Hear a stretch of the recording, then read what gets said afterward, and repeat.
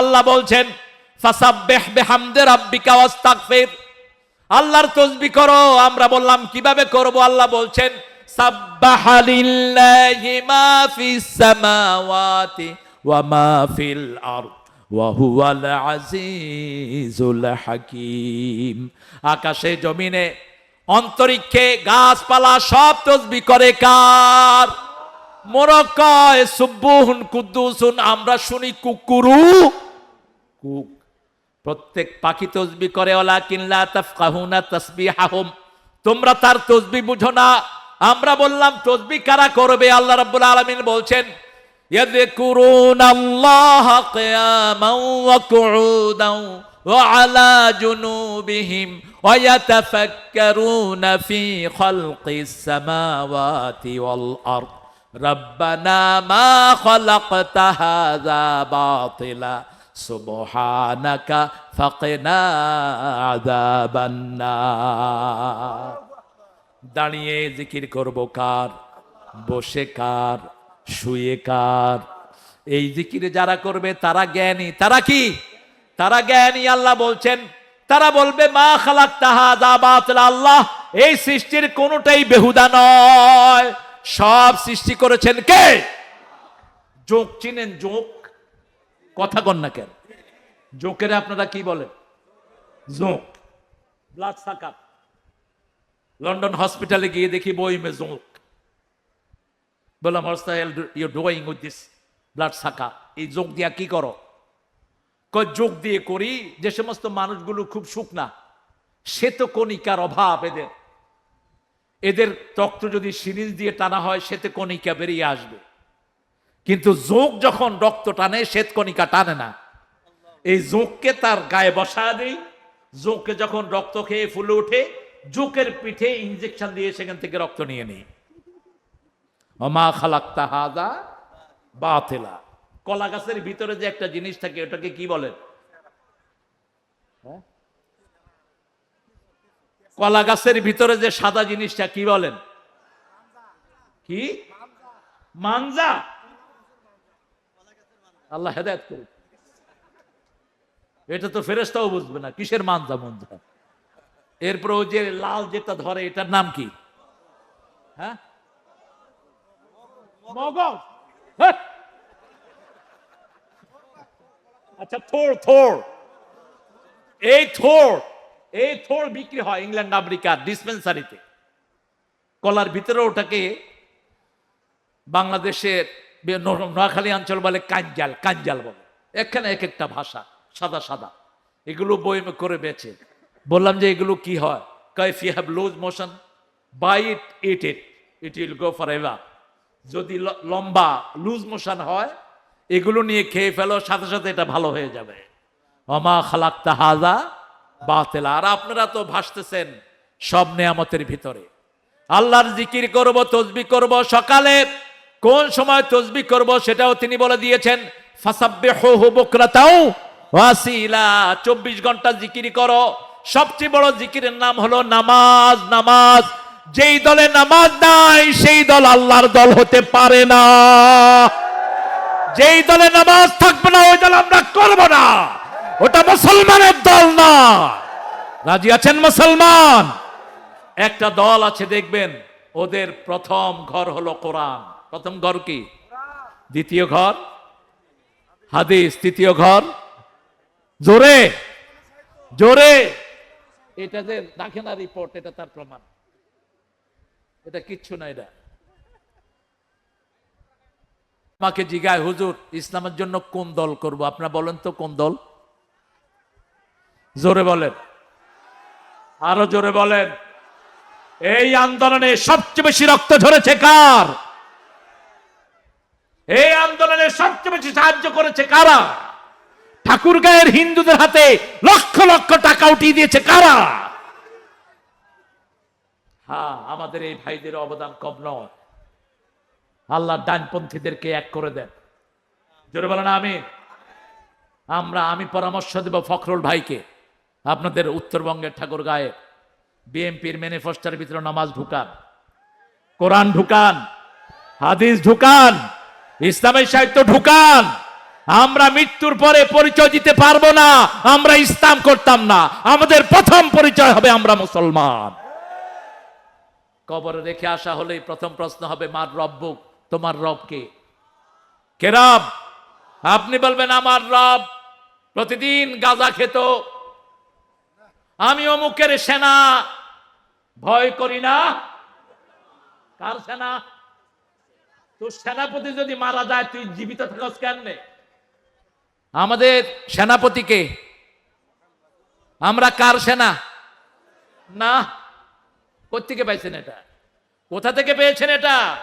আমরা সবাই রাসূল সেনা, ভয় করে না, বুলেট বোমা পাইছেন কোথায়? এটা একজন সাহাবী তো এটা কখনো বলেন নাই।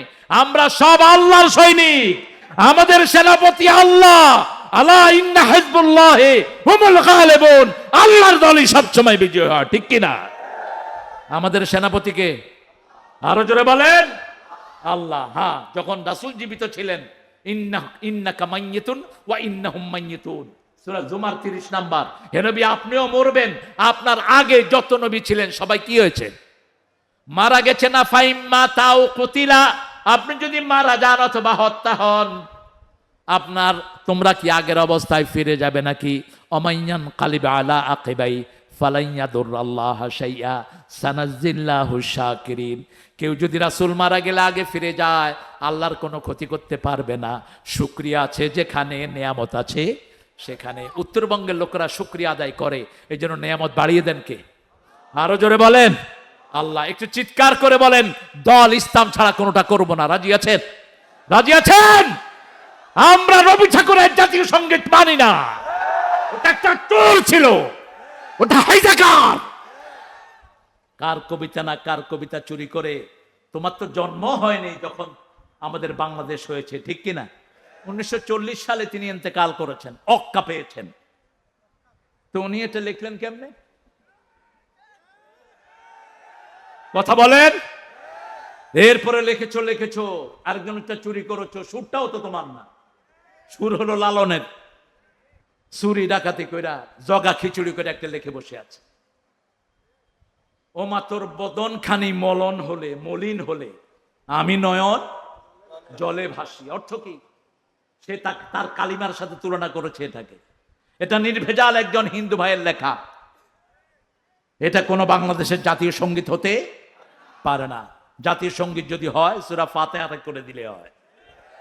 অনন্ত সীম প্রেমময় তুমি, বিচার দিনের স্বামী, যত গুণগান হে চির মহান তোমারই। বাহ, কত সুন্দর সুন্দর লেখা নজরুলের কলম থেকে বেরিয়েছে। বেরোছে কিনা? আল্লাহ আমার প্রভু, আমার নাহি নাহি ভয়, আমার নবী মোহাম্মদ যাহার তারিফ জগতময়। আল্লাহ আমার প্রভু, আমার নাহি নাহি ভয়, আমার কিসের শঙ্কা, কোরআন আমার ডঙ্কা, ইসলাম আমার ধর্ম, মুসলিম আমার পরিচয়। পরিচয় কি? পরিচয় কি? আল্লাহ বলেছেন ওয়ালা তামুতুন্না ইল্লা ওয়া আনতুম মুসলিমুন, মুসলমান না হয়ে কবরে যাবি না। ঠিক না বেটি? মুসলমান হতে রাজি আছেন তো? আল্লাহ তৌফিক দান করুক। আরো চিৎকার করে বলি আমিন। তসবিহ করবেন কার? সূরা আহজাব আল্লাহ বলছেন ইয়া আইয়ুহাল্লাযীনা আমানু যকুরুল্লাহা যিকরান কাসীরা ওয়াসাব্বিহুহু বুকরাতাও। রবি ঠাকুরের একটা অপরাধ না, চারটা অপরাধ। কয়টা? 1996 সালের আলোচনা এখন রাখছি। প্রথম জাতীয় সঙ্গীত নিয়ে কথা আমি বলেছি। আমার প্রোগ্রাম বন্ধ করে দেয়া হলো পঞ্চগড়ের ভাউলাগঞ্জে আমি আসতাম, বন্ধ করে দেয়া হয়েছে। ঠাকুরগাঁয়ে আমি আসতাম, বন্ধ করে দেওয়া হয়েছে। ওই সময়কার টিউনো সাহেবকে দেওয়া হলো, উনি রবি ঠাকুরের বিরুদ্ধে এই বলেছেন। টিউনো বললেন যা বলেছেন খণ্ডন আপনারা। আমি বলেছি রবীন্দ্রনাথ ছিল মুসলমানদের জাতীয় দুশ্মন। রবীন্দ্রনাথ সব সময় বাংলাদেশিদেরকে ঘৃণা করত। সে বলেছে আমরা নাকি মূর্খ। 7 কোটি বাঙালি রেখেছ মানুষ করে, রেখেছ মূর্খ করে মানুষ করনি। সে বলেছে এরা তো কথাই বলতে পারে না, এদেরকে বিশ্ববিদ্যালয় দেওয়ার দরকারটা কি? সিরাজের বাংলাকে ছোট্ট করেছে এই রবি ঠাকুরেরা। সিরাজের বাংলা ছিল বাংলা, বিহার, উড়িষ্যা এবং ত্রিপুরা নিয়ে এই বিশাল রাজ্যটা ছিল আমাদের। সেটাকে ভেঙে ছোট্ট বাংলা করেছে এদের ষড়যন্ত্রের কারণে। আর যে নবাব সলিমুল্লাহ 600 একর জমি ঢাকা বিশ্ববিদ্যালয়কে দিল, তার কোনো উদযাপন সেখানে হয় না, তার জন্য দোয়া হয় না। এই খবিশের জন্য সেখানে অনেক কিছু করেছে এত বছর পর্যন্ত, ঠিক কিনা বেটি? শুধু সেটা না, পাবনার ফরিদপুর থানাতে 650 বিঘা জমি এই ঠাকুরের নামে বরাদ্দ করা হয়েছে, সেখানে বিশ্ববিদ্যালয় করার জন্য। আমরা হতে দেব না, আমরা হতে দেব না। এখানে বিশ্ববিদ্যালয় হলে নজরুলের নামে হবে, ঠিক না ঠিক? কারণ নজরুল শুকরিয়া আদায় করত কার?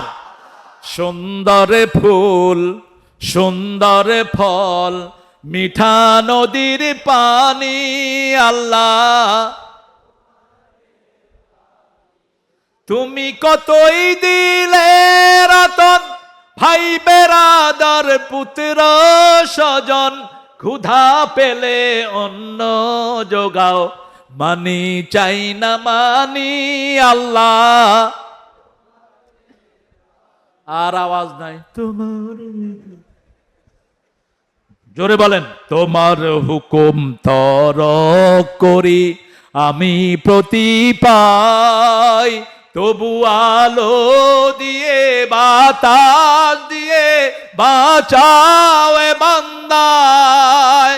শ্রেষ্ঠ নবী দিলে মোরে তরিয়ে নিতে রোজ হাসরে, পথে না ভুলি তাই তো দিলেন পাক কোরআনের বাণী, আল্লাহ সুন্দর ফুল, মিঠা নদীর পানি, আল্লাহ। আর আমাদের ঠাকুর সাহেব কি বলেছেন? আমারও পরানো যাহা চায় তুমি তাই তাই গো, তুমি ছাড়া ত্রিভুবনে মোর কেহ নাই, কিছু নাই গো।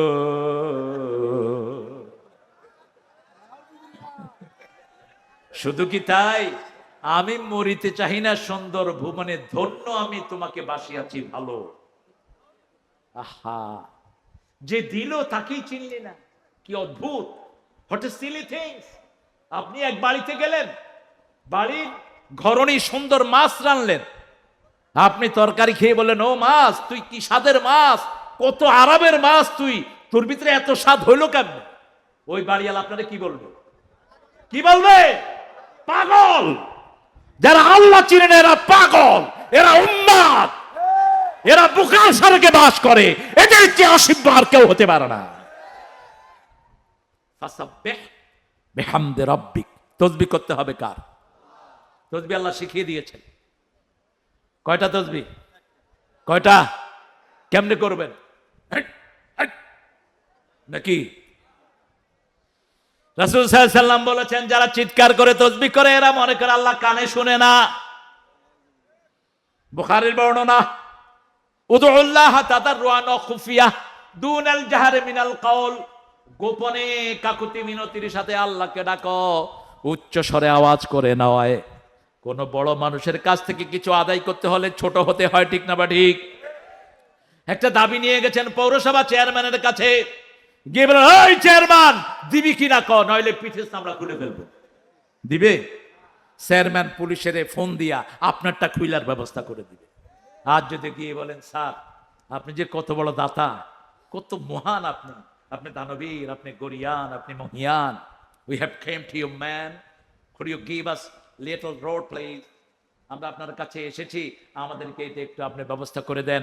আপনি যদি দেন আমরা চিরদিন ধন্য থাকবো। চেয়ারম্যান খুশি হবে না বেজার?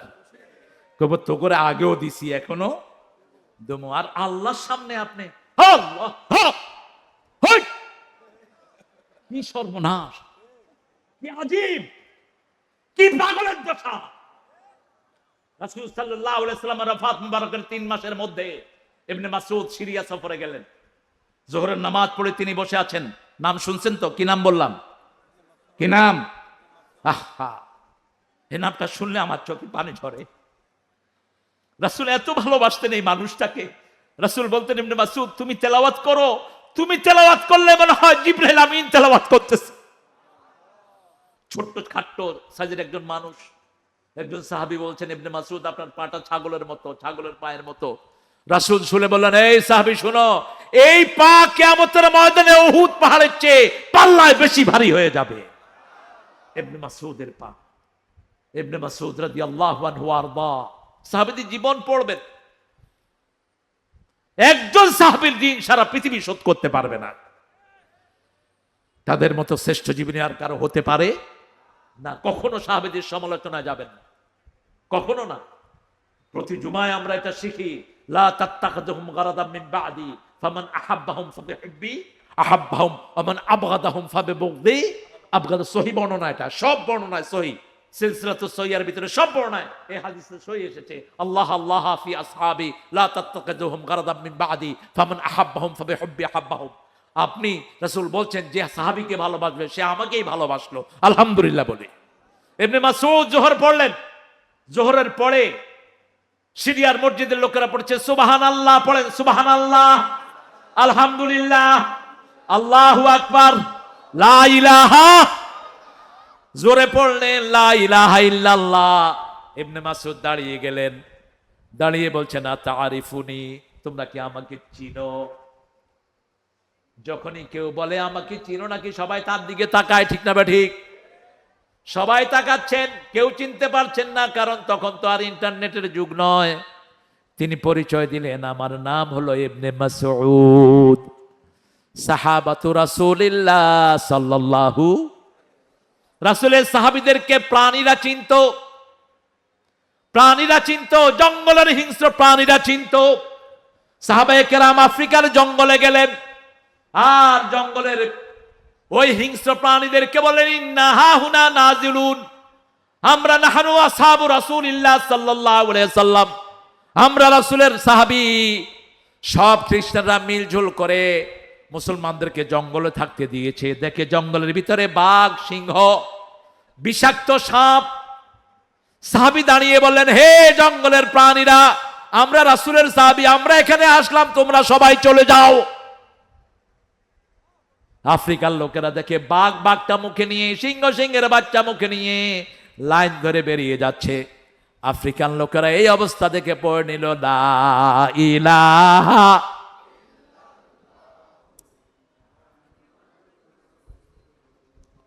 সাল্লাল্লাহু।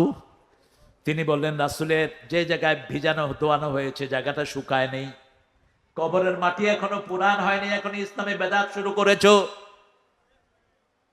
লোকেরা বলল, কি বেদাত? বলছে, আমরা কোনোদিন এই তসবিহগুলো জোরে পড়ি নাই, আমরা নামাজ পড়ে তসবিহগুলো হাতে পড়ি আস্তে আস্তে, ঠিক না বা ঠিক?